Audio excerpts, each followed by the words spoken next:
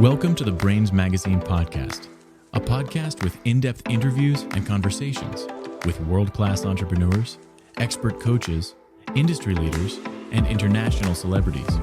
Get exclusive insight into the world of business, mindset, leadership, and lifestyle with your host, Mark Sefton.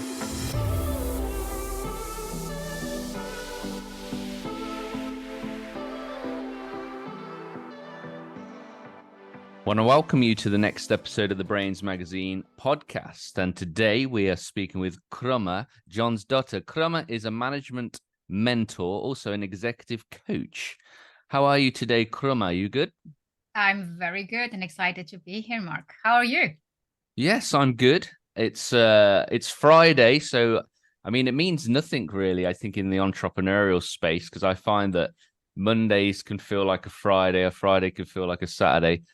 And really, I think when it comes to like the days of the week, it's always fascinated me. Have you found it fascinating for yourself how some people really begrudge Monday because it's like this villain to the weekend? Or are you very much like me and kind of see it as a positive, like setting the sail and getting things in order for the success of the week ahead? Actually, of course, it's different for everyone because Saturday and Sundays are not the weekends for everyone, depending on where in the world and what you're doing. I come from hospitality, so what's a weekend? What's a weekday? But I would like to answer in two parts. So first of all, I have like a Winnie the Pooh mindset where, I don't remember this scene where he asked, "What day is it today?" And the answer is today. Oh gosh, it's my favorite day. So that's one thing. And the other thing with my teams, what I try to do is that we try to get slowly into the week. So we have free Monday mornings, no meetings, no stuff like that. And also free Friday afternoon to be able to finish and go into the weekend like work is done.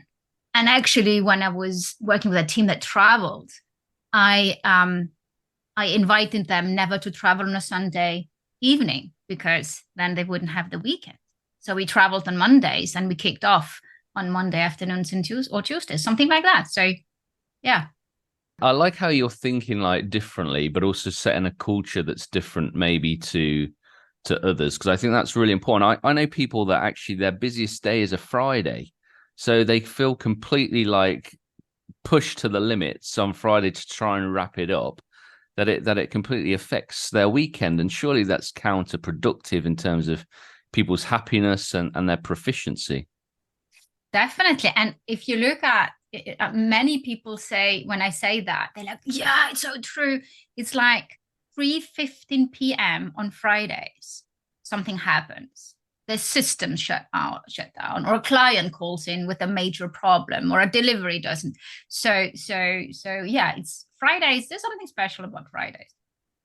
A recent example in my job as chief culture officer, quality and culture officer in an education institution is that we decided, okay, I pushed it really hard to have no internal mails from Friday 2 p.m. until Monday morning, 11 a.m. You can work at your rhythm, but you don't, the systems today, you can do an email, whatever, but you can program it for not to be sent.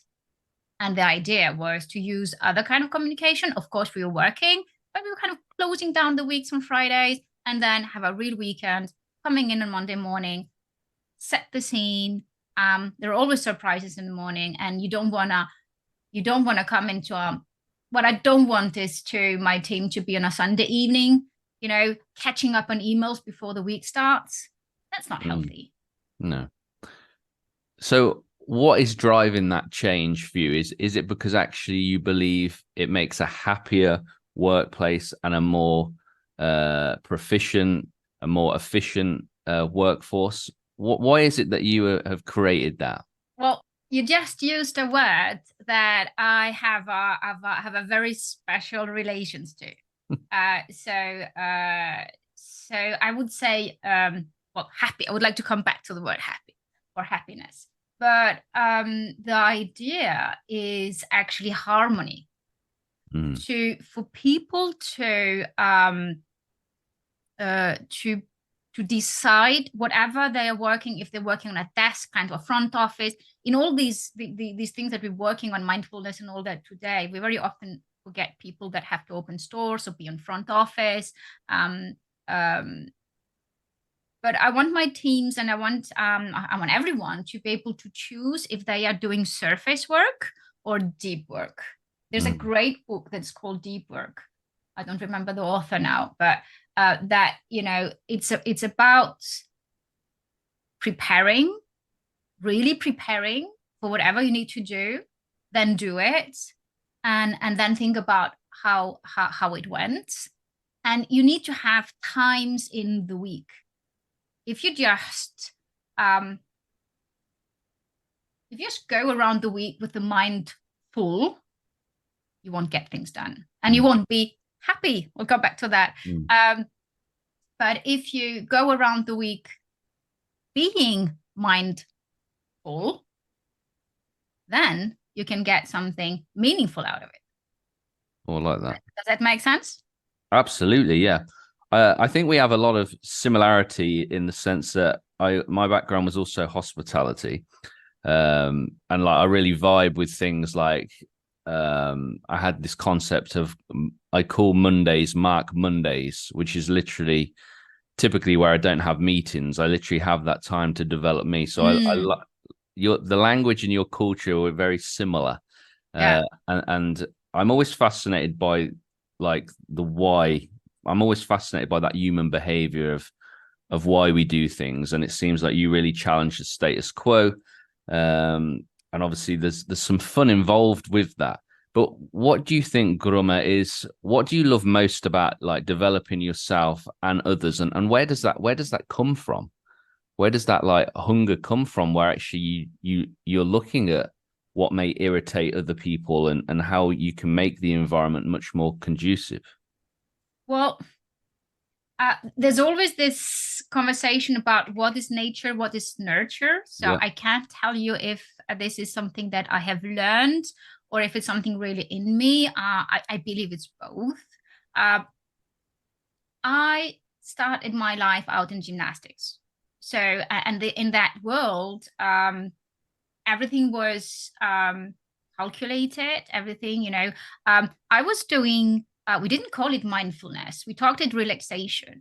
But I was like 8 years old and 9 years old, lying on the floor, and cold floor in the gymnasium, either after the exercise to relax, or even we were made, and I think that's very much used today. We were made visualize our exercises. We were made, you know, lying down there and think about, you can imagine gymnastics, you're jumping and running and doing some strange things, quite dangerous sometimes. And we were made visualize these. Okay. And sometimes our coach stopped us and said, okay, open your eyes and describe what you're doing exactly. And I was like, okay, my little finger is like this. Okay. And I said, no, it should be like this. So everything was calculated. And it happened to me too. It was maybe over the I remember too much. I remember coming home, maybe I was 12, 15, I remember coming home and saying to my mom, no meat today, I'm doing a new exercise tomorrow, so I need to be 300 grams lighter for the beam or whatever. Or mom, for 3 weeks I need to gain 2 kilos, whatever. It was too much. But there was the acknowledge that we needed to be in a specific mental state, specific physical state, specific technical state, and we needed to have a specific environment, meaning the coach, the manager, and all that. And I was not at the, I was not it was just the gymnastics in my little town, in my little country. So it was not like, big time professional athlete or whatever. And actually, when I came to hospitality, I discovered these passionate people, and they were not doing that. They were doing all the opposite. They were only performing. So I believe, and actually my career happened like that, is that this was really, so I don't know nature nurture, but this is really in me, at least to has in me today. And there has always been I've always found my way to put it back into my practice for myself, for my family, and for my teams. So there's something I think something's coming from there. Yeah, I mean, fundamentally, I'm hearing just self-awareness, like a right across that. And for me, self-awareness is the number one thing that we all need to grasp, because none of us can grow. We are blindsided unless we have a good sense of self, what makes us tick, what we need to perform to operate, what stifles us, and I know that that's something that you actually help people with, increasing like their self-awareness. How did you do that for yourself, and how do you do that for others? It just made me think of something when you said that self-awareness is key. For me, self-observation is what makes it happen. And my kids, for example, they're always blaming me for not finishing my phrases, because as I'm in self-observation, I might be about to say something, even I might be about to say something mean, kind of, are you stupid or what, if they are doing something, and then I'm going to argue, and then I'm going to stop and I'm going to change my way of I'm going to change what I'm saying. And sometimes, because they know me by heart, what do you wanted to say, what you're about to say, I was like, gosh. But so it's about self-observation. And when you start to see yourself in action, and this is definitely from the sports, because you need to imagine yourself in action, then you can manage yourself. If you know that you are very impatient and you're going into a kind of situation, you can manage that. You can tell yourself, okay, I know that I'm going to go, I'll be very impatient. And you can think and you can learn strategies to, we don't want to change that, because if that's your nature, that's great. However, it needs to be managed.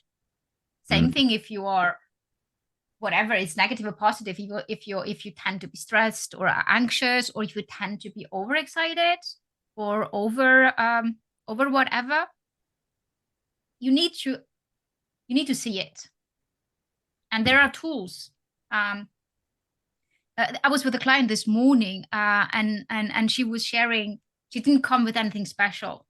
I was like, I don't know what we're going to talk about. So, okay, what's important? What's happening? And then she talked about this meeting she was in. We've been working for a couple of months together. And I was just smiling, because I was realizing, I was witnessing the fact that she's starting to reading rooms. To go into a meeting, and she was explaining, this guy was talking after this guy was not listening. And I was like, wow, you are getting over yourself. You're no longer preoccupied by yourself. You're observing yourself in action, and you're seeing what's happening. And this is where you can be very performant, because I'm lots into performance, because you're reading the room and you can know if, should I step in? Should I not step in and maybe take this matter later on today, whatever. The observation. Yeah, one thing that really I wrote down here, because I always like to take notes whenever I'm interviewing. So I was thinking there's always something that I can take. And you said you don't need to change, you just need to manage. Because I think that it was funny when you used the word like impatient, because I thought, oh, you could be talking about me right now. Definitely. I always say to people, I'm not impatient. I'm just over enthusiastic, right? Love it. Okay. Yeah. So it's not that I'm impatient. It's that you're too slow. Quite clearly, like the process is too slow. But that's quite refreshing, and I just wanted to pinpoint that, because I think sometimes we can feel bad about certain elements of ourselves, but actually self-acceptance is definitely part of like self-observation. And really the key is in the managing of something, rather than it being something that you need to change. Because it has a negative connotation. Yeah. Well, of course, sometimes things need to change. Okay. So I'm not saying no, we shouldn't use this word. It's just so difficult for us to say, okay, I need to change this. Just think about people who want to stop smoking, who want to go to the gym, whatever. It's so tough. And you're right. You're absolutely right. We are sometimes we feel bad about ourselves because maybe I'm the slow person in your meetings, and I really feel your impatience. I do this exercise with groups, with clients, and also with groups, and I do it in a big amphitheater with students, sometimes up to 200 students, and I have them because people are saying, "Oh, you're a positive psychology practitioner, so you're always happy." Oh, no, don't. That's nothing to do with that. And they are surprised because I have them do kind of these words, clouds of all the things that they feel bad about themselves. So some are gonna say, "I'm so slow in meetings. I'm impatient. I'm how do you say it? I'm bad tempered. I'm whatever." They go. We have this big, and it's so fast coming. That the pace is so fast. Okay, and then we take each and every word. And I say, find me a quality. You just gave me the example. Find me a quality of this being impatient. Okay, I'm not impatient. Well, I'm impatient, but it also means that I'm over enthusiastic. Okay, and if I'm the slow person, well, what's the benefits of being slow? Tell me. Well, you're going to be more detailed. You're going to pick up things because you're going through the process rather than rushing. So you have the opportunity to be more methodic, I think. Exactly. And you can go through every single word that we found, or the negative words, and we can find a positive side of it. And the idea is also that if I would have gone down the other way around, saying that, okay, let's find all these qualities, and then let's look at the downside. Okay, and let's stick on the impatience thing. Okay, you might not. It might be challenging for you to listen. So that's this as well. Whoa, okay, I don't have to change. I just need to manage. Maybe I need to manage to prepare for the meeting to be faster in the meetings with you, vice versa. See what I mean? I love that. Now, we're probably similar in terms of development, like love personal development, love self-development, been doing it for years, and I just wanted to ask, Krumma, do you ever get tired of believing like every day is a school day? Because sometimes it's like, if we're always like trying to take like a lesson out of everything, sometimes can't we just have a bad day? Can't we just like let it all go without being on point? Like, do you ever reach a point where you're just like, oh, like, I'm just going to have a day off? Well, yeah, people think I don't. People think, oh, you never stop. You're always on. He's like, whoa, if you knew, I love days where I do nothing. I take the, but maybe not capable to do a full 24 hours, but I totally disconnect. And I don't know where it comes from, but I do have this capacity of, if I'm on vacation and you call me for a business and we have 15 minutes business conversation. Some people go, okay, ruined your day because talk business. No, as long as we finish the call, I'm off. I'm off. And even, having the blue sadness, I love that. And it's very important because you kind of slow down and you might, that's it's a part actually. Let's say one made me think, I think I do it every week. Then again, the school day thing, I had made a commitment to myself to stop learning. Like, Krumma, you've learned enough, start applying. And I was talking to someone this week about that. And then she said, well, didn't you just start a PhD? Gosh. So yeah, maybe Yeah, I wouldn't. It's all about harmony again. As long as I have my sadness, blues, pajama Sundays where I don't talk to anyone, I know, just doing nothing, then I can run the other 6 days. Yeah, so I come across something that you said, and maybe this ties into this as well, which is about being more while doing less. So, you just mentioned like you're going to do a PhD. We talked about like just having some downtime. Is it more about, I would like to know, because I have an understanding of what that means to me, but I want to know what it means to you in terms of being more while doing less. Is this tied into like one's mission and fulfillment rather than, a fool can be busy, but we want to be productive?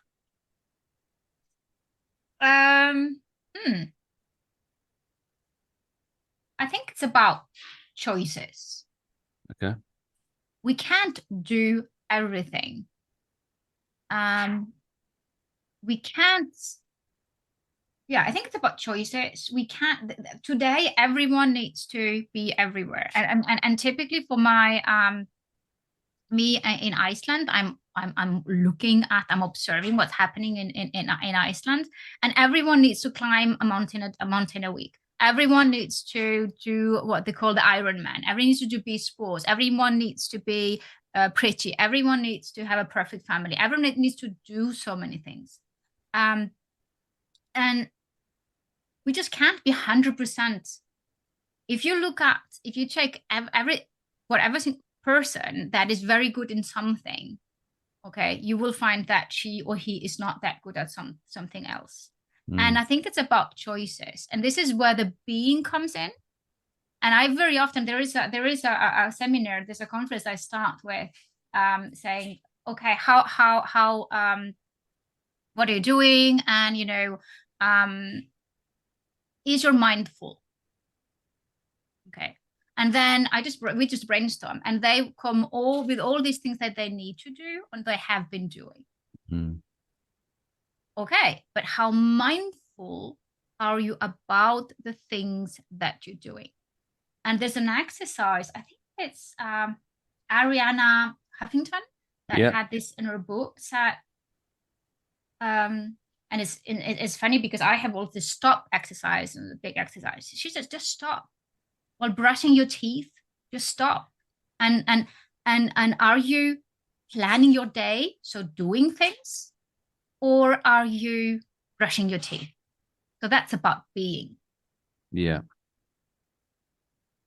I like that. It's drawing back to the reason why we're doing something rather than kind of like sleepwalking through life. It's really about just being really conscious and intentional, right? Yeah, and like made me think of an exercise that I created, and I was actually proud to hear them on one of your podcasts. You were talking with Shen, and he was referring to Shirzad Shamin, who has this positive intelligence concept, and I have taken a lot from that, and I created this exercise that you can do in a second.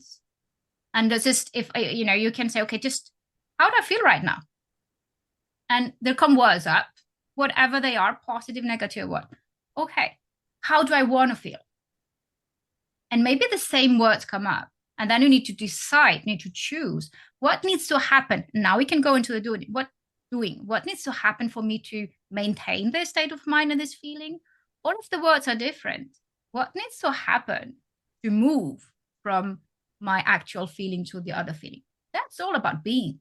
It's not about doing, even if the doing helps you being. We're all creation creators in a lot of sense. I believe that as human beings, we're all creative in our own way. And one thing that you phrased, which I really liked, was this idea of composing with what already exists, right? And I mentioned this in relation to your stop method, because for me that I actually did that. I went onto YouTube, I think it was, or maybe it was your website, and went through that with you, and really enjoyed that. Tell us a little bit about about this method and how it came about? Because I think it was really helpful. It came. There are so many things behind it. So yes, there is the positive intelligence concept of Shirshat Shamin that he kind of says we don't need. It's great to do meditation. We don't need to do 45 minutes every morning. It is great, but we can't all do that. So he has created these reps where you stop and think. And then for me, when seeing my clients in so many different emotional states and not being happy about it, and seeing my clients and even living it myself, when you come from out of a meeting. For example, there was I was working for a big company in France where they have in the lunch they have 2,500 people at lunch. I was working for the canteen, the restaurant, on a mission, on quality mission, and we were interviewing the people about the how they like the canteen and all that. And what came out was not so much about the food, but was about the atmosphere and how sometimes the previous meeting destroyed their lunchtime because they were if they were speed in a meeting, they ate very fast and so on. There are so many things behind it. And then going home after work and being snappy with the kids and the spouse or the partner because the day was bad. This plus all my theories and things that I've learned, positive psychology interventions, and also myself seeing that very often, in my car when I was going to work, I was maybe singing or whatever, and how do I feel right now? I feel good. Okay, I want to feel good today. And actually what I created is this method where you can you stop and you observe. So how do I feel? And you said it early on, acceptance. It's okay to admit that you feel that you're afraid about the conversation that you're going to go with your boss in 15 minutes. It's okay to feel that you're excited that you have the promotion and not your colleague. It's okay. What might not be appropriate is to let these feelings, these emotions totally drive your behavior. So this is where, okay, so this is how I feel. Now, how do I want to feel?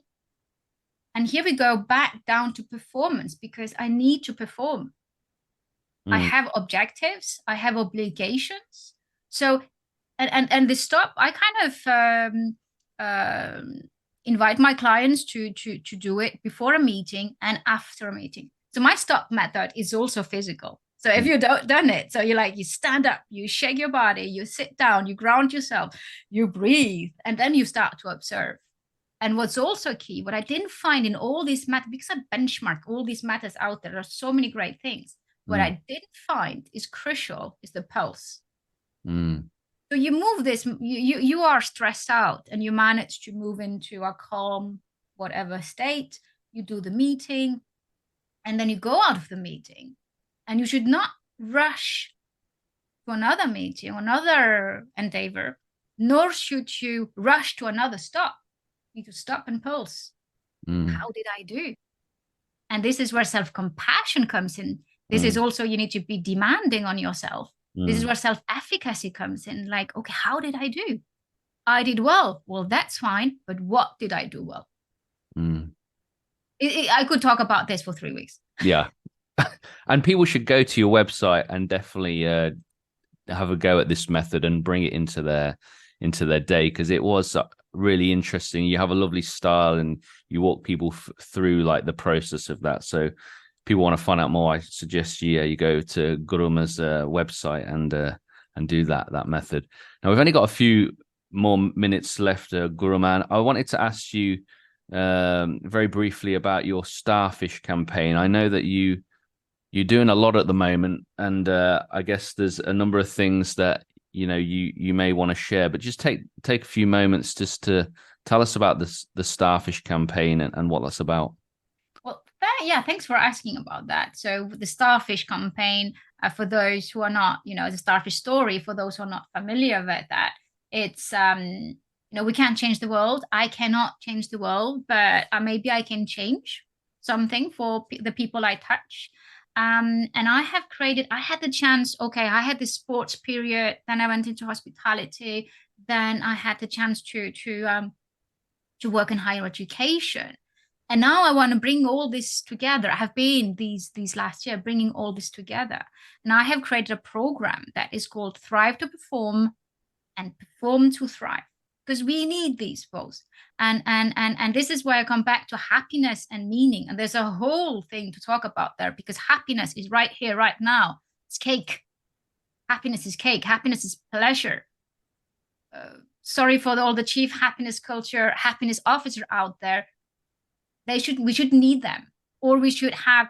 Jack Welch said we should all be chief meaning officers. And my Thrive to Perform to Thrive is to bring meaning back, to help people to understand that adversity is okay, to do all the self-awareness. It's Daniel Goleman's work that inspired me to say self-awareness brings self-management, then you can move into social awareness, and then you can have social influence, leadership. So I have created a program that fits higher education.